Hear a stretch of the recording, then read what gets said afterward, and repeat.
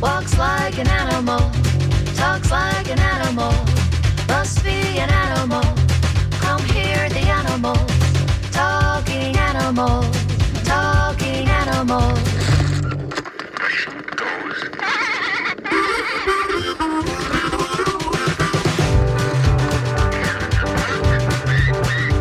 It walks like an animal, talks like an animal, must be an animal.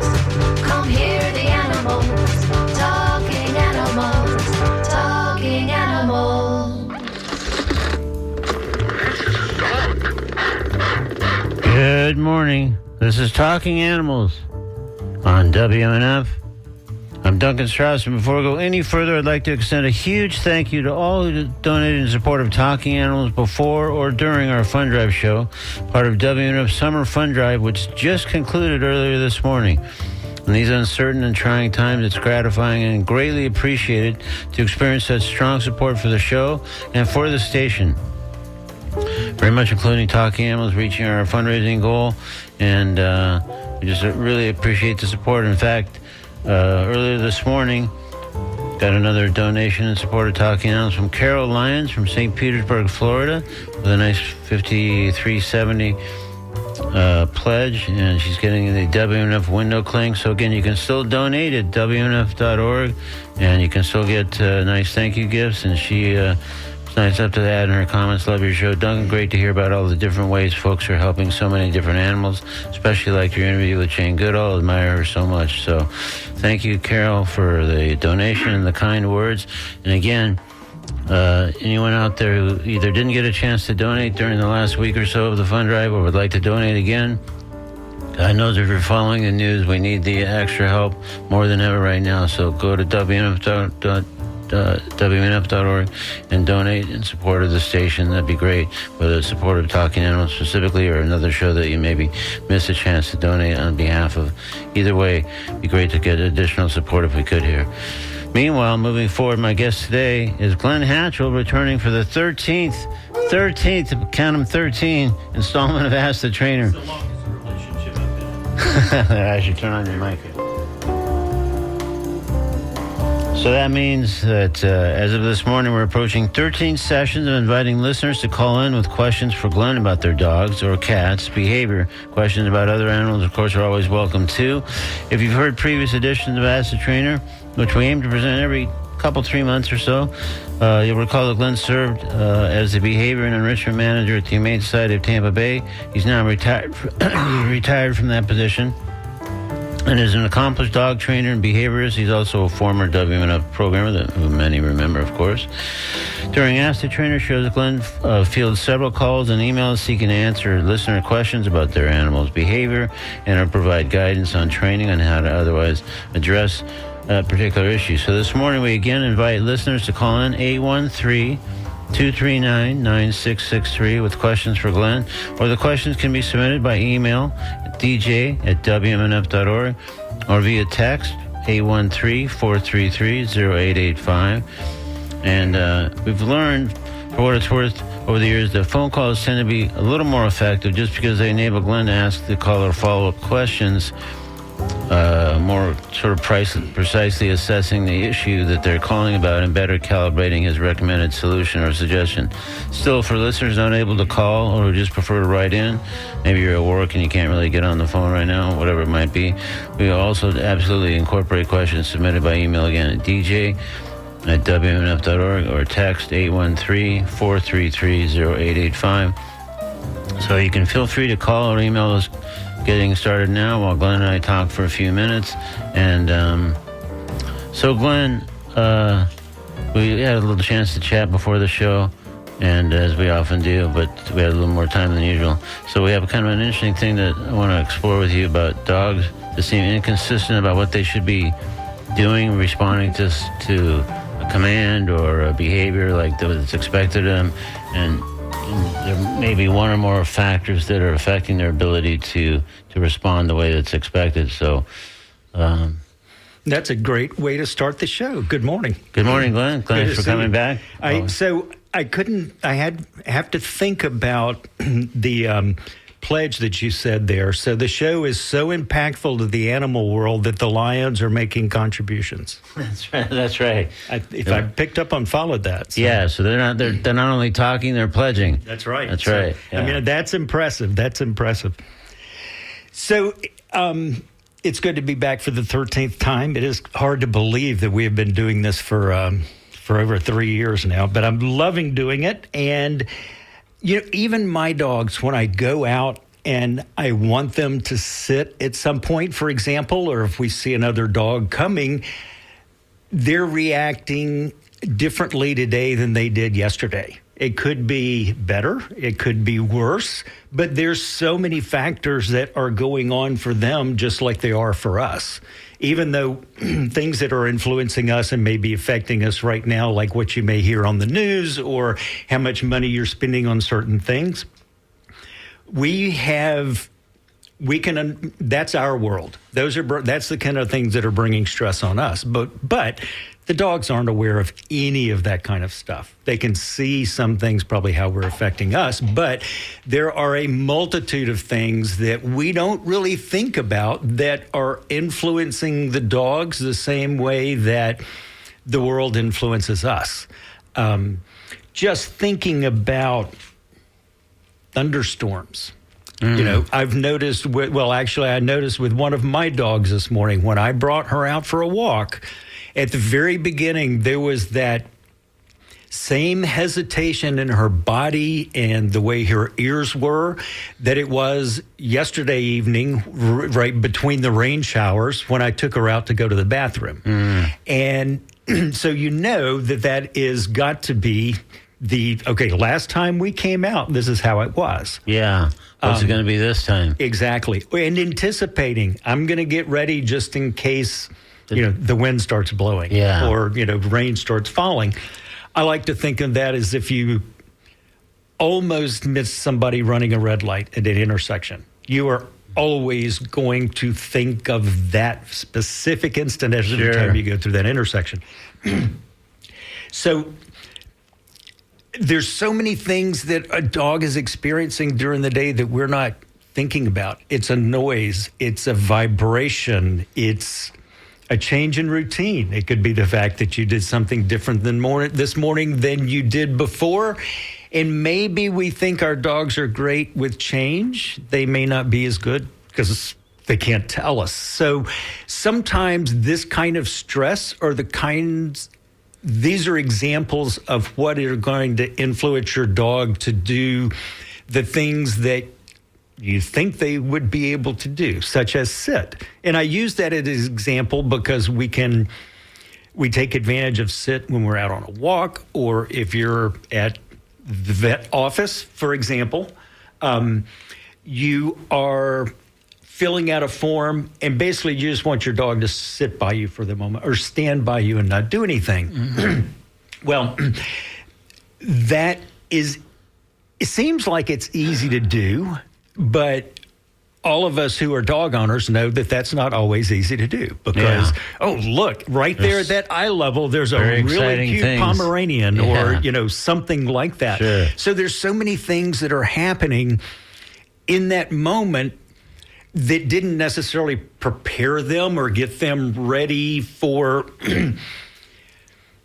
having all the tools to be able to see another dog in an environment but not have that need to want to pull towards them. And so much of that comes, how the dog is going to respond in that moment has so much to do with what's happened in the previous hour, the previous day, the previous week, just like for us. So this has been on my mind a lot lately.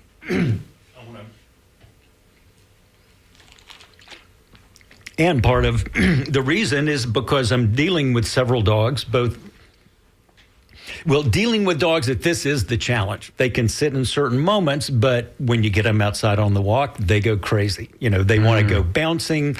There's no focus back on the handler. And what we really want is to have the dog waiting to see what the handler is going to ask them to do next. Yeah. So that's that anticipation of, ooh, what do you want me to do? What do you want me to do? So if we think of sit, this is one I was using or thinking of this as the example or one example to use as an explanation of giving your dog time to respond to what you have asked them to do. Now, generally, I shouldn't say generally. I call it a cue, just like in theater. It's like, okay, when you hear this, this is what you're going to do next. Yeah. And that's what, when I give a cue, such as the word sit, what I want next is for the dog to sit, ideally. And fairly immediately. It doesn't matter. Okay. And part of it depends on what's going on. Right. Because, and I'm glad you asked that right there, because let's imagine a scenario. Well, can you think of a scenario where you would need a dog to sit immediately? If you're out in traffic or there's a safety issue that putting that dog at risk if they don't sit right away because somebody's driving by or somebody's riding by quickly on a bike or something else that could imperil that dog, I suppose, if they didn't sit right away. Okay. So, and you are absolutely correct, because if they're sitting, they can't run into traffic. So it's this thing that if you get them to do this, and you're paying them to do that in this moment, because, there's noise going by, there's vibrations. I'm going to absolutely pay you if you'll sit here right now. And by I say that, meaning a reward. It could be, anything from good dog to a piece of bacon. But if we also then break it down, instead of sitting, if your dog was just standing right by you, waiting to see what you were going to do next, that would really serve the same purpose as sitting. Other than the fact that it would already be standing up, if the dog's not moving out, trying to go into traffic, it's just standing by you, then that is really, if you think about it in that scenario, ultimately what we want is the dog to stay right there by us. Right. So with some dogs, sit could be an issue. Dachshunds, I have historically found, and I don't know if this is true genetically, but historically the dachshunds I've worked with all have trouble sitting. Oh, really? That's interesting. Yeah. Wow. So is there any other breed that you found that to be the case? Again, that's just anecdotal, and I've only worked with like a handful of them and but had they've all one. Had that difficulty. Yeah, it would. Not all, but it's not. It hasn't been uncommon for me to come across that. Wow. Yeah. Okay. But like I said, I hesitated to say that. But it's also something to think about. Of if you're really struggling with wanting to sit somewhere, don't rule out that maybe it's uncomfortable. Maybe there's something So, but thinking about the. Getting back to that moment of you're at the light, you want them to sit or you want them to do something, basically staying by you. Want to reward them at that point. And I liked your bit. I forgot the track I was going down on that. Let's see. Let me look at. So I know where I was going with that. So often. Now, excuse me, if I'm working with a dog for the very first time I've never met, whether it's at a shelter or at a home or somewhere, I will a lot of times just stand there and try to make eye contact, see if I can hold eye contact with the dog. And often, I won't say more often than not, but often after a little bit of time of just standing there and making eye contact with the dog, I'll get a sit from the dog. And a lot of times people are, how did you do that? Wow. And really, honestly, it's just I'm holding my hands up a little bit so the dog's looking up. I'm not moving to create any other kind of distraction. Yeah. And if I can keep if I can keep the dog looking at me, the dog's not going to go off sniffing in the corner or I'm going to lose the attention there. Yeah. So that's a scenario a lot of times to where I will use that to see, well, let's see what else you know. But if a dog in a case like that is going to sit without me asking anything, I can also think I'm going to presume that that's a strong behavior for the dog. So I want to take advantage of it in as many situations as I can, such as at an intersection, for example. Yeah. Now, not that I would go from what I said to an intersection. That would be a negative situation, most likely. But we're giving them time because there's a lot of things going on in their mind that we don't recognize, and we're also inconsistent. Humans are inconsistent with everything we do, so why would we expect that our dogs are going to be perfect? Right. Especially since they're looking to us for what to do next. Right. So looking for guidance there. All right, well, let's come back and flesh that out in a little bit. Let's let people know, too, meanwhile, if you just tuned in, this is Ask the Trainer. It's a edition we do every so often on Talking Animals with our guest here, our trainer being Glenn Hatchell. And this is Talking Animals, of course, on WNF. If you have a question about your dog's behavior or your cat's behavior or maybe a training issue or even another animal, Glenn is welcoming those questions right now at 813-239-9663. Email dj@wnf.org. or text 813-433-0885. And if you do call, you probably won't hear from a screener first. I'll probably just quickly put you on hold, and then it might be a few minutes before we get to the call. So just hang tight, be patient, and we're going to get our first caller on the air right now, in fact. Hi, you're on Talking Animals. That's the trainer with Glenn Hatchell.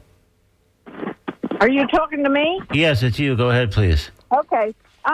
How you doing today, first of all? Very well. How about you? Oh, I always do good. I have a Belgian Malinois that I did get for free, and he's about 2 years old now. And I've discovered he's a little scared, and he's nipped a few people, and he hadn't bitten them, but he's nipped at them. And I've been talking to him for at least 2 or 3 minutes. He doesn't go after them right away. And I don't let him near any dogs. When I first got him, he was around 10 to 11 months old, and my roommate had a dog, and they got along fine. But now I don't know if he'd do good with dogs or not. So, what do you suggest? One, I would make sure he's got a current vet checkout and make sure there's nothing physical that's going on that's causing, some of the reactions that he's having there. One way to... I'm sorry, go ahead. I've done that. Okay. A couple of thoughts that come to mind are doggy daycare. You want to do a lot of research about where that would be, because since he's got those issues, you don't want to put him in a situation that would add on to something that's all bad there already. You said you keep him. You haven't let him get close to other dogs. When he sees other dogs, when you're out on a leash walking him, what does he do? He's very good with me. Now, in the beginning, when I first got him, he pulled at a few dogs, but I didn't let go of the leash. He pulled me on the ground. Now, I have a dog that's on the other side of my backyard, and he goes and really barks at them, and I'm trying to teach him not to do that. But can he see the dog on the other side of the fence? Well, I put up a few boards, but if I have a fairly nice yard, so you can't see it from the beginning.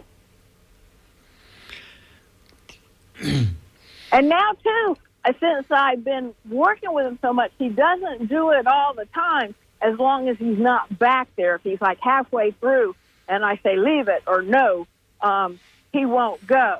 Mm-hmm. But if he's getting pretty close to him, then he'll go, and I have to literally go over there. He's come back a few times when I've called him, but a lot of the times I've had to go back to get him off. And that is, he's got a lot of, there's something really interesting back there that's a lot more a lot more important in his mind than anything you've been able to bring to the table. So that's a little bit of what's going on in that No case offense, right but there. sorry, Yeah. you're not as interesting. Oh, Yeah. but that's what we deal with our dogs when all of a sudden there's something that it's like, I don't care that you're there. I love you. You're my favorite human. But oh my gosh, you know. Yeah, and did you there hear what's is, happening in the back corner and the other side of the fence? yeah, it's the overload, and all of us have dealt with, and I can imagine with a Belgian Malinois, if there are some listeners that are not familiar, it's a shepherd type dog, and it's what typically it's what the SEAL teams, the kind of dog the SEAL teams use. So they are extremely smart. And that's the advantage. One of the advantage I think you have here is because Malinois are so smart if you find their right motivation. I think my recommendation would be, and again, I'm always, every time I'm on, I always recommend the ccpdt.org website. But it is certified trainers and behavior consultants that you will find there who can, one, help you harness the energy of the Malinois a little more. It sounds like you're on the right track, but there could be some, getting some help to really get that focus. But Okay, hold on a minute. I've had a brain aneurysm, so I have to put it on my little recorder. Oh, that's fine. What place it is. And, okay, what was the name of it again? The website is ccpdt.org.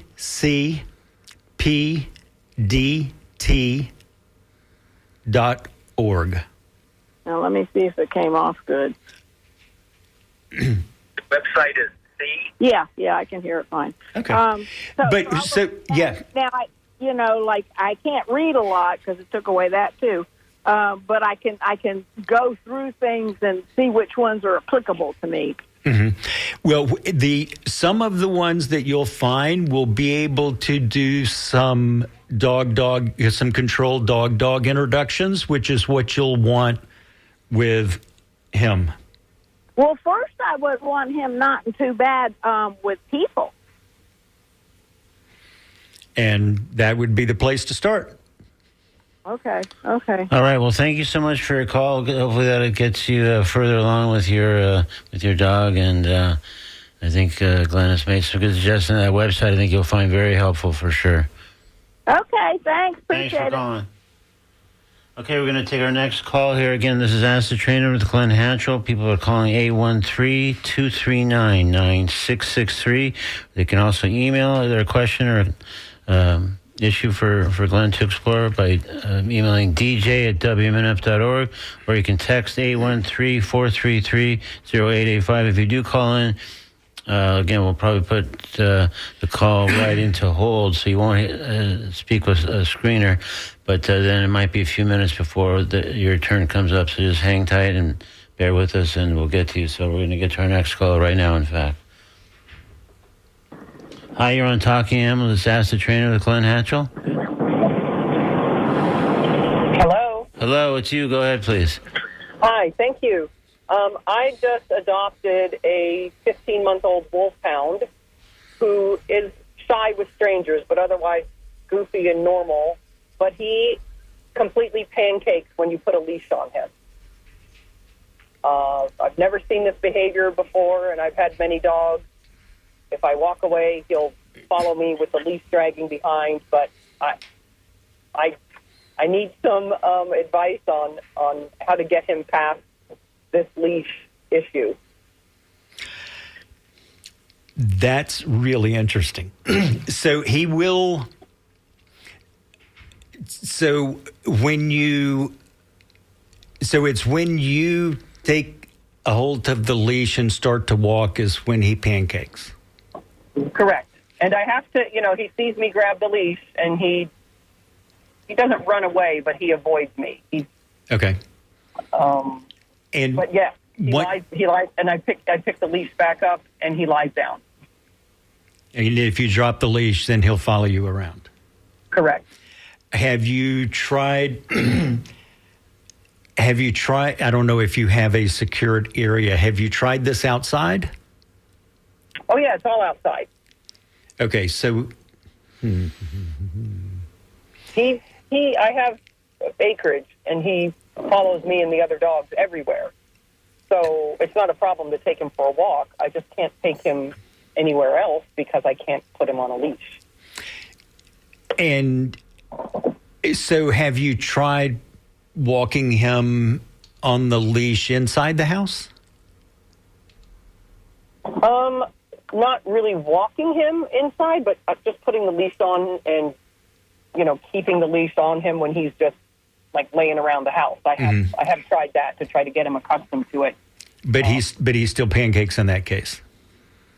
He does. He's not happy. It's sort of, clearly he's not happy about that. Yeah. But he will get up and walk around the house occasionally. Mm-hmm. But not when I go to take the leash and try to guide him. And how long have you had him? Roughly? About a month. About a month. Okay. Yeah. Has he shown any sort of avoidance or hesitation for anything else he's come across that you can think of? He's shy around new people. You have to let him come to you, mm-hmm. but he warms up quite quickly. Mm-hmm. That's really the only other thing that I've noticed. I would, considering that it's been about a month and everything is still new. So there's a, it's called the rule of three, but of course there are no rules. That is kind of the thought about a dog acclimating in a new home. And like the first 3 days, they're learning kind of the routine, the fact that they're going to get fed. When they're going to get fed, they're going to go out. And at about 3 weeks, they've started really kind of integrating to the day-to-day activities. And then after about 3 months, the dog's really comfortable and settled in the home. So I think there's probably an aspect of newness that's happening here, especially considering 15 months. Do you have any idea if he's ever lived in a home before? Yes, he was actually, we rescued, he was a rehome situation. Okay. And the person we got him from said that he had the same situation when she first got him and had property and never put him on a leash. Didn't have to put him on a leash. Okay. And so so apparently he's had this weird shyness and leash avoidance since he was a puppy. Yeah. Well, did he avoid it as a puppy or just never had it? Well, I think she didn't push it because she didn't have to, but she told me about the leash thing and how he would pancake when she put a leash on it. Okay. All right. I'm with you now. I'm with you there. So, Yeah. so I would stay with, so my first thought to try, and you may have done this, but what I would do for my first step would be to have some kind of high value food that he's maybe never has before, or, I don't know what you've given him, but I'll use cheese as an example because typically dogs don't get cheese as part of a regular bit, but it's a really high value treat that a lot of them will do most anything for. Cheese, hot dog, something like that. And basically using that as a purist is going to say a reward after they take a step, but what you're saying here at the beginning, I actually would use it as a bribe of having it literally right up to the nose to get him to follow you on the leash, even right by you, but taking just a couple of steps, but you're holding the leash and he takes a couple of steps to follow you and then gets a little piece of hot dog, little piece of cheese.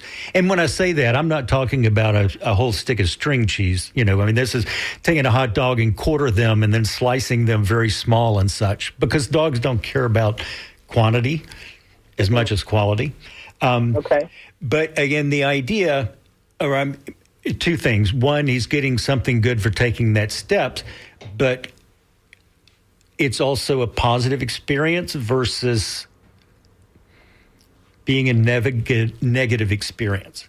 And I'll say, now that I say that, I'm thinking more of, in that case, let me rephrase that. In that case, he is making the choice to follow you so he can get the hot dog rather than having to go with you possibly because you're pulling and dragging on the leash. And I'm not saying you are, but that would be a natural tendency to try to, let me see if I can get that first step started, Sure.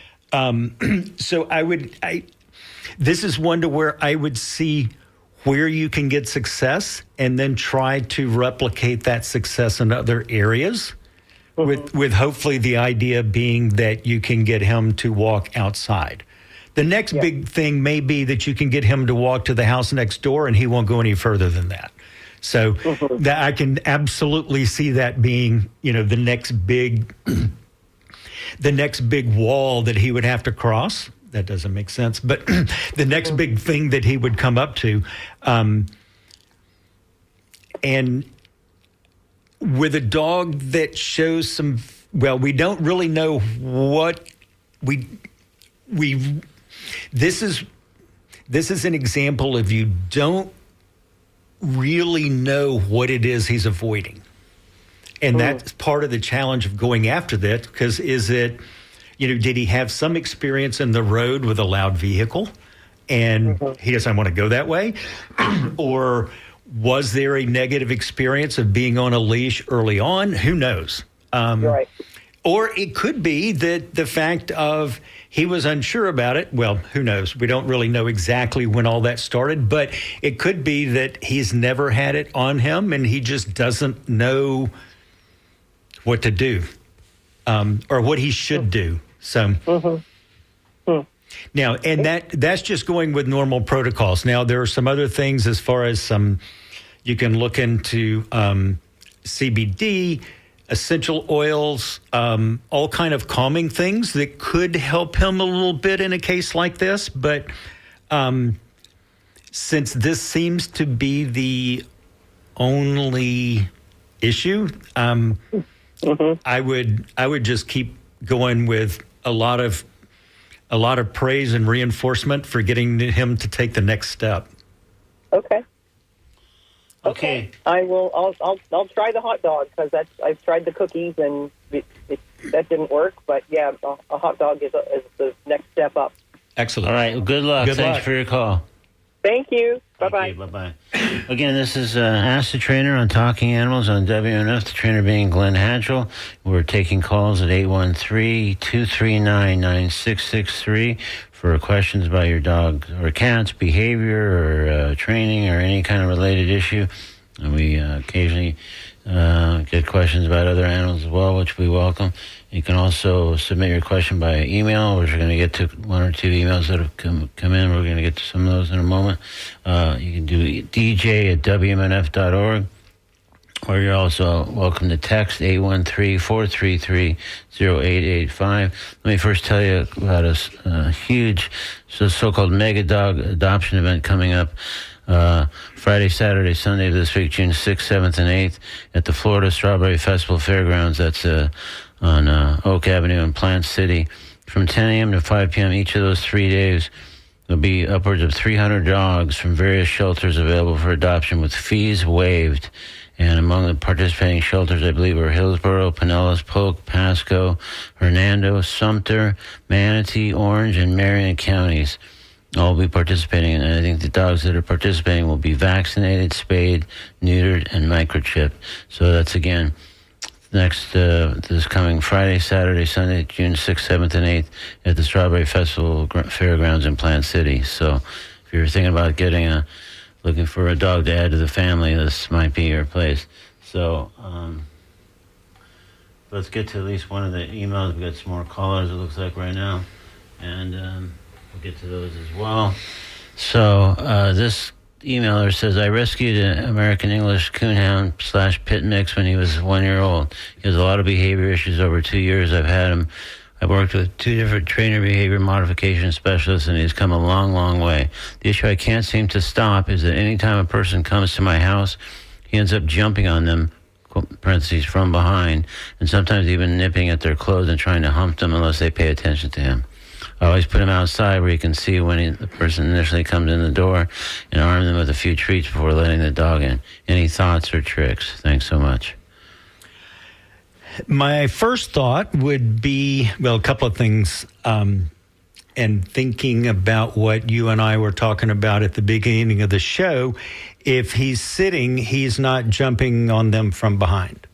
So, but I can imagine it probably they go walking away, and then he's probably getting at that point when they are when they're walking away. That's when he's going after it. Now's my chance. Exactly. Yeah. So I would actually, when someone's coming over, and I'm assuming that all of the logistics works for something like this, is have him on leash and keep him on leash so he does not have the opportunity to jump on them. And his interaction can be with them from the front. And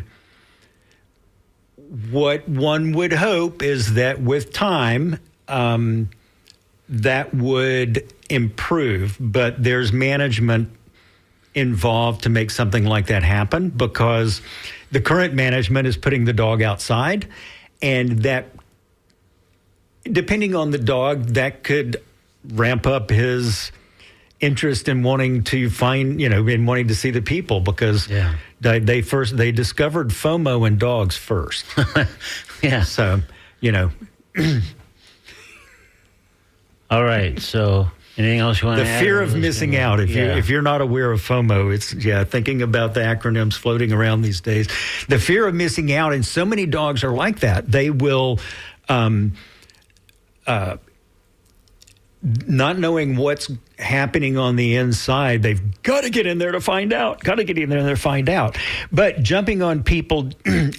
The humping generally, the studies that have been done, humping generally happens during play. It's usually a play-related behavior, not a sexual behavior, not a reproductive behavior.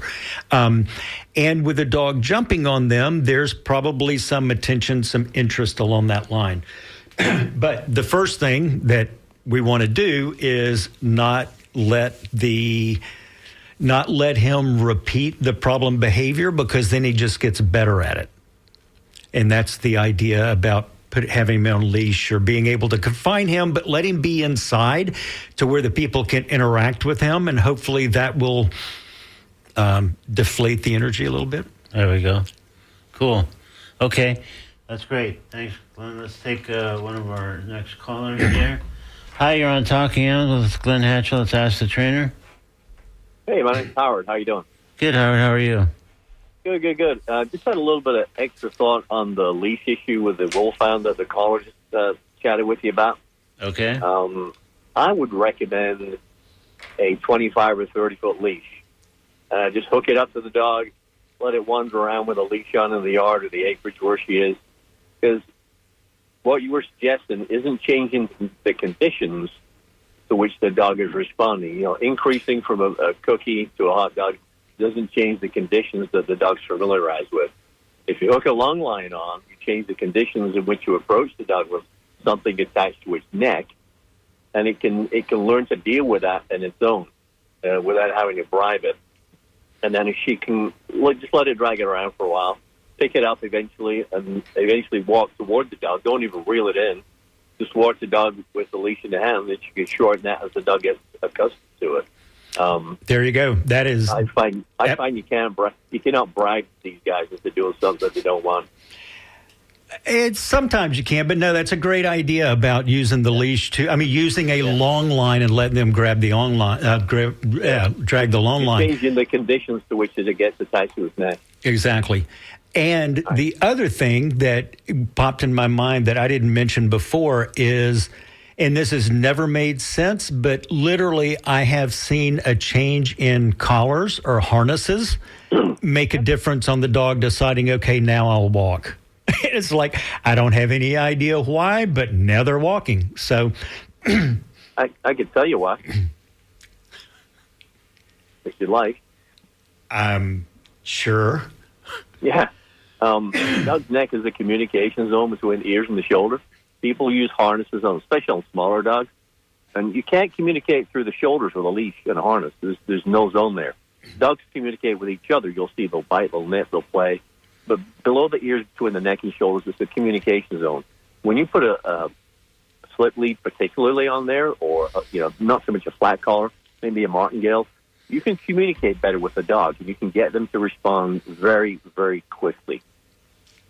That's simple. All right.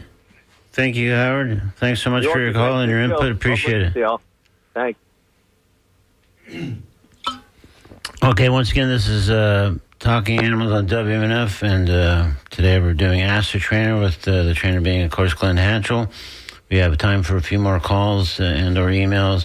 You can call 813-239-9663 to ask Glenn about your dog's behavior or training issue, or, again, if there's a cat issue, or welcomes that, or even other animal altogether. Of course, you can also text 813-433-0885. Going to quickly tell you what's happening on next week's Talking Animals, and then we're going to get to our next emailer question. But my guest next week will be Tanya Smith, founder and president of Turpentine Creek Wildlife Refuge, a sprawling sanctuary in Eureka Springs, Arkansas, that provides lifelong care for abused and neglected big cats. A highly regarded operation that, not coincidentally, is where Howard and Carol Baskin elected to send nearly all the cats then housed at Big Cat Rescue once the Baskins decided to, quote-unquote, put themselves out of business, relocate their animals, and sell the Tampa property. So I asked Tanya Smith about the decision-making and major renovations made at Turpentine Creek in order to accommodate the Big Cat Rescue cats, the adjustments required for both humans and cats there, and how it's going now, what's ahead, and more. So that's next week with Tanya Smith from Turpentine Creek Wildlife Refuge on Talking Animals on June 11th. Here on WMNF. So let's get to our next. So I got to come back to that. My school of philosophy is that the leash is used to keep the dog running away from you and not a tool for communication. So I'm not necessarily on board that it's a learning aspect of the position of where that is. I think it's more of something. I think it's something different than that. I don't think it's but also, again, the leash is, again, my philosophy is that it's a tool to keep the dog from running away from you. It's for safety for both you and the dog. And if you have to use it for communication, then you're not giving the dog a choice. And ultimately, that's what we want. Okay. So again, I guess different people would have different philosophies, like many people do in many realms, and that's what we're addressing here. So let's get to our next emailer question. Simply says, well, there's more to it than this, but it starts off, do dogs get ADHD? Are there meds they can take for this? This dog has barking fits and meltdowns that the trainers can't figure out. The dog does have seizures infrequently. Dog is 5 years old. Thanks, Pat. I'm going to defer that to a veterinarian. There's a lot going on in there, obviously, if there's seizures. But whether it is ADHD, yes, there are absolutely some, what do you want to call them? Behavior, some mental things that dogs are on medications for. I have a current client who is on a whole combination of medicines. Oh, yeah. Yeah. Dealing with behavioral. Yes. Reasons? Yep. Yeah. There's a combination of 3 different meds that the vet put that dog on. Interesting. Yeah, so this one, it sounds like that's definitely a candidate for a vet visit before anything else would happen next. Yeah, okay. Great. All right, so we're in our final, maybe less than 10 minutes probably of our today's edition of Ask the Trainer. And again, we still have a chance probably. We might have time for 1 or 2 more calls if you want to call in 813-239-9663. Speak with Glenn, ask your question about your dog's behavior, your cat's behavior, etc., training issue, whatever it might be. Again, or you can email dj@wmnf.org or text 813-433-0885. So we got what looks like a kind of a lengthy email. I'm going to try to get through it. We'll see how it goes. I have a 4.5-month-old female mix from a rescue. Her mom was GSD. I'm sorry, I don't know what that means. I'm sure you do. German Shepherd dog. Oh, okay. There we go. See? We're all learning stuff here today on Ask the Trainer. Okay, her mom was GSD and taken in by the rescue within the first couple of weeks of the stray mother having the puppies. There were 10 puppies. 2 of the smallest were sent to separate fosters for bottle feeding, one of those being my dog. I wasn't told any of this during the adoption process, but I actually found out the history while scrolling through the rescue page looking for the backstory. I've had her attend 6 weeks of puppy school, and she starts basic in a couple of weeks. She's very smart, knows lots of commands, is great with my family, our cats and doggy classmates. The issue is she is terrified of strangers. She keeps her tail between her legs, shakes, will dodge the person coming towards her. I've tried bringing her around people, park walks, pet stores, family, etc. No improvement. If anything, I'm concerned she is getting worse. Last week she peed when the vet tech took her and peed again when the groomer picked her up. My concern is her growing fear will turn into aggression in the future. My only thoughts are to go to a behavioralist. Any suggestions are appreciated. So I'm one of the. She's gone through some training. I think it said there, or she's done a. Sounds like she had 6 weeks of puppy school, and she starts basic in a couple of weeks. Okay. I don't know if that's 2 different things or the same thing. That's where I'm confused here.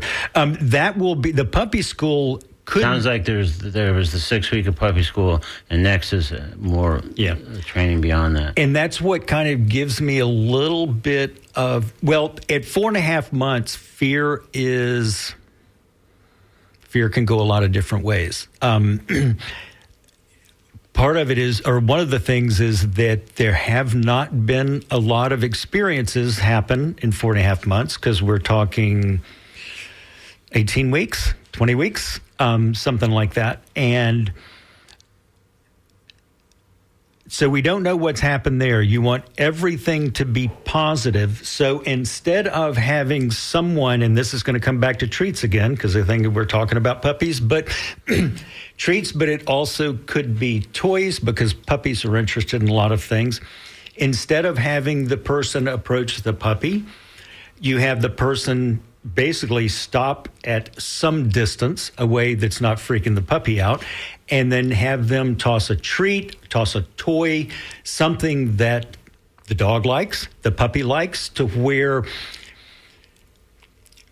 the puppy starts thinking, instead of stranger, oh my gosh, I'm in danger, it's stranger, oh boy, here comes this is the kind toy. of cool. I could get used to this. Exactly. Yeah. Exactly. Now, at 4.5 months, the good thing is they're young enough, because I've worked with dogs before that had some pretty strong fears at that age. They're strong enough with the right socialization with other dogs and also a mix of people that they really can get past. They can get past these in the right environment. Yeah. But again, we don't know. That's what we never know is the fear because of a past experience, or was it lack of exposure to something during a key time of development? Yeah. And experience we can overcome. Something missed during a time of development is something that can hang around for a long time. A little more involved. Yeah. All right. All right. Well, hopefully that'll help you with your dog there. And so. But I would also make sure you talk to the puppy school about, here's what my dog's got going on, and this is the big thing that I need to work on with him and overcome. She was at puppy school. So I don't know how that went. That's not really addressed here, but sounds like the dog's smart and knows a lot of commands. So far so good in that realm. So maybe with what you're suggesting, especially as she starts this next basic training, maybe this can be addressed and she can be comfortable with strangers. Oh boy, people are good. Yeah. They bring treats, me fun toys, stuff. Exactly. Cool stuff. Yep. Take me for walks. Bring me more strangers, please, as soon as possible. Boom. There we go. So, all right, Glenn, so we're sort of nearing the end of the thing. I'm going to review a couple of things, including the dog adoption stuff and what's happening on Talking Animals. But anything else you want to circle back to that we started at the top of the show? Give your dogs time. Just give them time to think about what's going on, what they're dealing Regardless of the situation. If they're not trying to pull away, and thinking about if you're somewhere and you ask them to sit and they don't, let's say, so there's some things going along and they're not sitting for you, but they are standing right there by you, don't worry about it. I mean, that's a good behavior. If they're not pulling away from you, maybe they're not sitting, but if they're standing right there by you, let them know that I'm okay with this. May not be exactly what I want, but, don't punish them for getting a B on the test. Right. And is there anything that would alter that based on their age, how long you've been together, or anything like that alters any part of what you're suggesting? Definitely time together, because that's where the bond happens. Yeah. So there's no way to speed that up. It just takes time to develop that bond. But dogs are masters of routine, and they're going to figure out, oh, I haven't been asked to do anything, or, oh, I'm being looked at. I should probably go ahead and sit, because often I'm asked this. So it kind of becomes, the dog learns what they should do in those situations. That's great. That's what we want. Yeah, that's very good. All right, cool. Well, anything else you want to add? Otherwise, we're going to sort of go into our... See you again in a few months. Yeah, for sure. Well, thanks, Glenn. Thanks for everybody who called in or emailed in. And thanks, Glenn, for all your great help and guidance. And so we have just about reached the end of today's edition of Talking Animals on WNF with a special edition of Ask the Trainer, thanks to Glenn Hatchell. So coming up on WNF, it's The Conversation, the great show hosted by Mario Nunez and Joe King Carter. After that, it's The Scoop, WNF's brief news recap. Then we shift back to music programming with Jim Bannon holding forth from 1 to 3, followed by Nancy C. hosting the Wednesday Traffic Jam from 3 to 6 p.m., at which point our terrific Wednesday night block of Latin music kicks in. And again, next week, June 11th, we'll be joined by Tanya Smith, the founder of Turpentine Creek Wildlife Refuge in Arkansas, discussing various aspects of this sanctuary for abused and neglected big cats, including those who formerly lived at Big Cat Rescue in Tampa, and how that went taking, I think there was a few dozen cats that went from Big Cat Rescue out there, so just building the habitats and enclosures and how all that went. It'd be, I think, really interesting. Plus, it's a really noted sanctuary even before that happened. So that's next week here on Talking Animals on WMNF. So also invite you to visit TalkingAnimals.net for audio archives of every show we've ever broadcast. Apple Podcasts are available there too, as well as on other podcast platforms. Also links to our social media pages. And you can also subscribe to our newsletter to find out about our guests a couple of days beforehand and other news from the Talking Animals world. I'm Duncan Strauss. Thanks very much for listening. Thanks, Glenn, again for another great edition of Ask the Trainer.